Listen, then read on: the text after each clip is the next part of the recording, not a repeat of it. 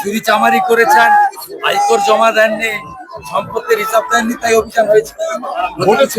ভোটের সময় দেখতে পাওয়া যাচ্ছে যে অনুপ্রবেশকারীদেরকে ঢুকছে এখনো বাংলায়। তো আপনার বেড়া নেই তো 600 কিলোমিটার। ভোটের মুখে ফের উত্তপ্ত নন্দীগ্রাম, ভোটের মুখে ফের উত্তপ্ত নন্দীগ্রাম। হ্যাঁ, ওরা তো অনেক ভোটে হারবে, তাই আমাদের সংখ্যালঘু নেতা আব্বাসের বাড়ির সামনে বোম ফেলেছে।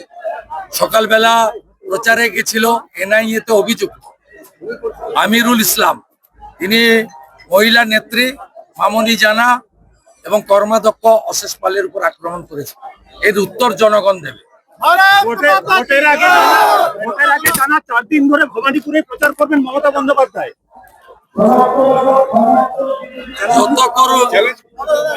যত করুন হবে না, হেরে যাবে। আমার সঙ্গে দেখা হবে ওনার।